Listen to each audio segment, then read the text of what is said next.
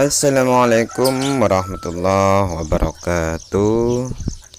Salam sehat, salam sejahtera buat semua teman-teman para peternak, dan salam sehat juga dan ditambahkan rezekinya kepada semua teman-teman dan para subscriber aku yang masih setia menonton channel aku. Dan bagi para teman-teman yang baru menemukan channel 5 Anak Desa, tidak ada salahnya untuk mensubscribe channel kami ini, karena channel kami ini memang khusus membahas tentang budidaya ayam kampung, tentang peternakan ayam kampung, khususnya pada metode umbaran. Baiklah teman-teman, kali ini kami akan membahas beberapa metode-metode khusus atau cara-cara khusus dalam beternak ayam kampung, karena dalam beberapa video kemarin ada beberapa dari teman-teman yang banyak bertanya tentang bagaimana merawat ayam, bagaimana agar ayam itu cepat berkembang, cepat bisa panen dan sebagainya. Dan ada juga yang bertanya, ada trik khusus nggak Bang bagi peternakan ayam itu agar ayam itu cepat panen dan untung besar. Hari ini kami akan membahas sesuai dengan pengalaman di peternakan kami, teman-teman. Jadi video yang kami buat ini sesuai dengan pengalaman pribadi ketika beternak. Jadi kalau memang tidak ada perbedaan, misalkan ada perbedaan dengan cara beternak teman-teman, ini karena video pribadi, jadi kita saling sharing untuk saling memperbaiki peternakan kita masing-masing. Adapun beberapa peternakan teman-teman, pertanyaan-pertanyaan dari teman-teman yang akhirnya kesimpulannya seperti ini. Bagaimana sih cara peternak itu agar untung besar? Bagaimana sih metodenya beternak itu agar terhindar dari kerugian yang besar? Jadi kita beternak itu sebenarnya hitung-hitungannya untung dan rugi itu sama-sama ada, teman-teman.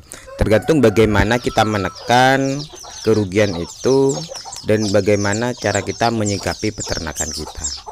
Ada 3 cara yang saya lakukan dan sudah saya coba di peternakan saya. Ternyata hasilnya itu sangat memuaskan, teman-teman. 3 cara ini yang saya lakukan ini dalam kegiatannya ketika saya survei atau ketika saya lakukan penelitian di kandang saya sendiri. Ternyata 3 cara itu yang membuat alhamdulillah ada hasil dalam setiap minggu ataupun setiap bulannya. Cara yang pertama yaitu teman-teman harus bisa menekan, atau para peternak harus bisa menekan angka kematian pada ayam atau di uji. Kenapa angka kematian ini saya taruh di yang pertama, teman-teman?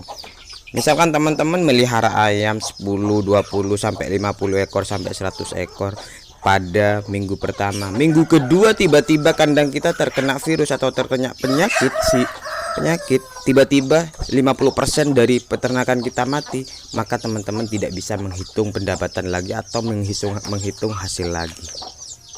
Yang ada kerugian yang sangat besar akan terjadi karena kos pakan dan sebagainya akan dihitung. Ternyata ayam kita kena penyakit hingga banyak terjadi kematian. Maka teman-teman harus bisa menekan angka kematian itu. Angka kematian banyak faktor, karena terserang virus atau penyakit, karena kandang kotor, karena perubahan cuaca, atau baru peralihan kandang. Peralihan kandang misalkan kandang yang awal kita rombak atau baru beli ayam, kita peralihan dari tempat satu ke tempat satunya, ini biasanya ayam akan stres. Dan ketika ayam stres itu, kalau ayamnya itu diuji, biasanya cukup rentan dan angka kematian itu biasanya sangat besar. Maka cobalah teman-teman pelajari baik di pihak dari YouTube, dari misalkan Google dan sebagainya, dan bisa juga bertanya langsung kepada para peternak-peternak yang sudah senior bagaimana menekan angka kematian ini. Kita harus banyak mencari ilmu itu. Sampai sekarang saya masih juga dalam tahap belajar dan mempelajari bagaimana cara menekan angka kematian pada proses mulai dari DUC hingga siap panen dan menjadi ayam itu sudah siap untuk dijual, teman-teman. Nah, kita sama-sama saling belajar. Ini juga menjadi permasalahan di kandang saya.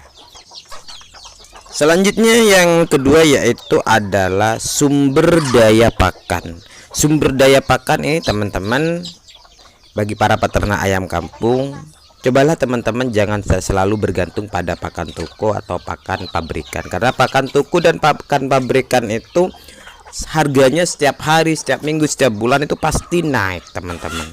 Jadi cobalah kita beralih pada sumber daya pakan alternatif yang ada di sekitar kita, baik itu entah teman-teman pakai bekatul, dedak padi, tepung ikan, ampas tahu, atau sisa-sisa makanan rumahan yang bisa dikasihkan pada ayam. Dan teman-teman bisa memformulasikan entah nanti pakan itu difermentasi atau bagaimana. Nah, ini juga akan menekan pengeluaran kita, teman-teman. Kalau kita selalu bergantung pada pakan toko, maka pendapatan atau laba penghasilan dari kandang kita itu cukup kecil, bahkan bisa saja kita itu merugi, teman-teman. Selanjutnya, teman-teman, ialah pemasaran. Yang ketiga ini pemasaran. Pertama, teman-teman harus bisa menemukan pangsa pasar sendiri. Artinya kita harus bisa menjual ayam sendiri tanpa melewati tangan kedua atau tangan ketiga. Karena ketika kita memakai orang lain untuk menjual pemasaran pendapatan kandang kita, maka kita masih akan dipotong oleh orang kedua, ketiga, dan sebagainya. Maka saran saya, bukalah pangsa pasar sendiri, baik itu teman-teman langsung berhubungan dengan toko ataupun berhubungan dengan rumah makan, atau teman-teman kalau tidak biasa menjadi sales dan malu-malu, teman-teman bisa membuat semacam brosur ataupun bisa lewat online, entah lewat di WA ataupun di mana saja.